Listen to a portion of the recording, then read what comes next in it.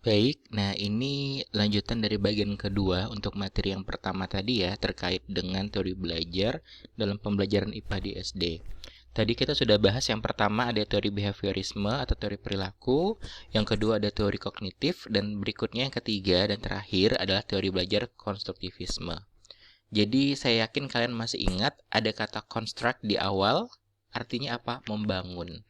Nah, konstruktivisme ini didefinisikan sebagai hasil dari konstruksi pengetahuan yang berangkat dari kegiatan atau tindakan seseorang. Kemudian, pengetahuan ini bukanlah sesuatu yang ada di luar, tetapi ada dalam diri setiap orang, setiap siswa gitu ya, yang membentuknya berdasarkan dari hasil pengalaman yang didapatkannya.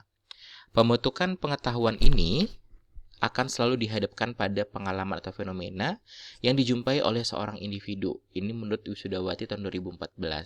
Sedangkan Trianto tahun 2009 menyatakan bahwa teori konstruktivisme ini menyatakan jika siswa harus menemukan sendiri dan mentransformasikan informasi yang kompleks, mengecek informasi baru dengan aturan-aturan lama, dan merevisinya apabila aturan tersebut tidak sesuai lagi. Kemudian, menurut Slovin dalam Trianto tahun 2009 juga, konstruktivisme adalah proses di mana anak ini secara aktif akan membangun sistem arti dan pemahaman terhadap realita melalui pengalaman dan interaksi mereka. Jadi, garis besar kata kuncinya adalah pengetahuan ini dibangun berdasarkan pengalaman dan interaksi dari si peserta didik. Kemudian, anak akan secara aktif membangun pengetahuan tersebut dengan cara terus-menerus mengasimilasi dan mengakomodasi informasi yang baru. Tadi ingat di bahasan sebelumnya, asimilasi dan akomodasi ini juga ada di behaviorisme ya. Kemudian, dengan kata lain, konstruktivisme adalah teori perkembangan kognitif yang menekankan peran aktif siswa dalam membangun pemahaman mereka tentang realita berdasarkan perkembangan skema siswa yang berasal dari proses asimilasi dan akomodasi. Jadi ada benang merah antara teori kognitif dan teori konstruktivisme karena sama-sama membahas terkait dengan pengetahuan. Nah, di konstruktivisme lebih rinci lagi bahwa pengetahuan ini dapat dibangun oleh tiap anak berdasarkan pengalaman dan interaksi mereka di lingkungan. Dua tokoh yang menyuarakan teori ini, yang pertama itu tetap ada Jean Piaget. Jadi kalau Jean Piaget ini menekankan atau fokusnya adalah peserta didik belajar dari pengalamannya, atau individu ini akan berkembang kognitifnya gitu ya ketika ia mampu melihat apa yang telah dialami atau akan dialami nantinya. Sedangkan tokoh kedua adalah Vygotsky. Ya, ini merupakan tokoh konstruktivisme sosial. Jadi ia menyatakan bahwa siswa itu akan dapat lebih mudah menemukan dan memahami konsep-konsep yang sulit apabila, nah ini, mereka bisa diskusi bersama masalah tersebut dengan temannya. Inilah yang menjadi cikal bakal munculnya beberapa model-model pembelajaran kooperatif atau cooperative learning. Dan kalau kalian ingat di mata kuliah strategi dan teknologi pembelajaran ya, itu kan juga dibahas tuh beberapa pembelajaran kooperatif. Nah, itu kalau dirunutkan itu banyak sekali. Nah, cikal bakalnya dari Vygotsky ini tadi yang menyatakan bahwa ketika diskusi, maka konsep dari diri siswa ini akan terbangun pengetahuannya.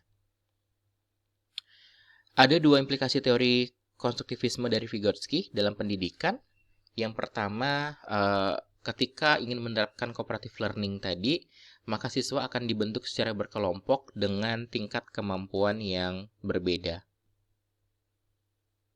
Artinya, ada kelompok dengan satu kelompok, maksudnya itu diisi oleh beberapa siswa dengan yang kategori pengetahuannya tinggi, sedang, dan rendah. Sehingga diharapkan mereka bisa berinteraksi dalam mengerjakan tugas-tugas yang sulit dan saling memunculkan strategi pemecahan masalah yang efektif di dalam pengembangan terdekat ataupun proksimal masing-masing. Yang kedua, itu ada yang namanya scaffolding. Ini dari Vygotsky juga, atau menekankan perancahan tadi. Dengan scaffolding ini diharapkan semakin lama siswa itu bisa mengambil tanggung jawab untuk pembelajarannya sendiri. Gitu. Jadi memang ketika di kelas aplikasinya nanti ya, saya harapkan ketika kalian udah jadi guru nanti harus tahu dulu bagaimana kognitifnya siswa. Kemudian kalian bisa gunakan beberapa macam teori gitu ya, untuk melakukan pembelajaran di kelas. Kemudian dibikin kelompok sesuai dengan tadi tingkatan, kemudian ada yang tinggi, sedang, dan rendah seperti itu. Kemudian di konstruktivisme ini harapannya adalah peserta didik itu mencari sendiri berdasarkan pengalaman dari indera yang dimilikinya, sehingga didapatkan pengetahuan yang bermakna bagi siswa. Belajar merupakan proses timbal balik gitu ya, antara individu dan individu, individu dengan kelompok, serta kelompok dengan kelompok. Jadi belajar ini dapat berasal dari diri sendiri maupun dari keterlibatan orang lain yang dapat dijadikan siswa untuk mengevaluasi maupun memperbaiki pemahaman atau pengetahuan siswa. Nah, ada beberapa implikasi dari teori ini dalam pembelajaran. Yang pertama, agar muncul yang namanya meaningful learning, maka siswa dapat belajar melalui pengamatan dan pemberian pengalaman. Yang kedua, siswa dilatih gitu ya dengan permasalahan sehari-hari. Gunanya apa? Untuk mengkonstruksi pengetahuannya. Jadi kita bisa berikan masalah-masalah dalam lingkungan sekitar gitu ya, misalnya materinya tentang alam. Kita lihat di sekitar kita apa yang sering terjadi, misalnya banjir atau tanah longsor, atau mungkin sedang musim pancaroba. Kemudian bagaimana siswa bisa meminimalisasi atau memberikan solusi alternatif untuk permasalahan tersebut. Kemudian yang kedua, pemecahan masalah yang dapat dilakukan melalui pemikiran pribadi siswa dan akan lebih baik berasal dari tukar pikiran dengan orang lain untuk memperkaya pengetahuan siswa.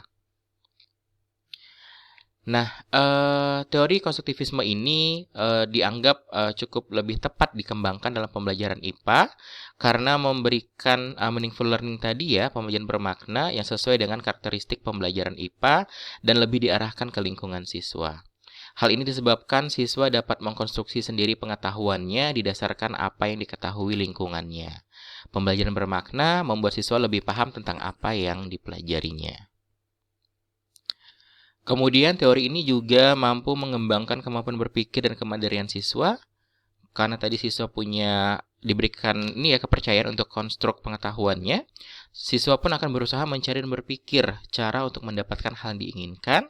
Siswa tidak hanya sebagai penerima pesan satu arah dari guru saja, tapi siswa bisa diskusi dan eksperimentasi. Berikutnya, ini menurut Jensen tahun 2011, satu cara untuk mengembangkan kemampuan berpikir siswa adalah dengan memberikan beberapa kegiatan, misalnya pertanyaan yang bermutu tinggi, menganalisa dan meramalkan informasi, serta mengembangkan keterampilan diskusi. Oke, baik. Tadi 3 teori yang sudah kita pelajari sama-sama. Ada teori behaviorisme, teori kognitif, dan teori konstruktivisme. Nah, sekarang tugas individu kedua, kalian akan mengerjakan ini masing-masing. Ya, yang pertama pertanyaannya, menurut Anda teori belajar manakah yang paling tepat digunakan dalam pembelajaran IPA? Berikan alasannya. Dan yang kedua, melihat perkembangan zaman yang saat ini, siswa dituntut untuk aktif atau student center. Masih relevankah pembelajaran menggunakan teori belajar behaviorisme? Oke, nanti informasi selanjutnya akan saya berikan di WA Group ya terkait dengan pengumpulan tugasnya. Saya rasa cukup sekian pembelajaran hari ini. Terima kasih sudah mendengarkan dengan saksama dan tekun serta teliti. Saya inginkan nanti semuanya ingat ketiga teori belajar ini. Saya akhiri, wassalamualaikum warahmatullahi wabarakatuh.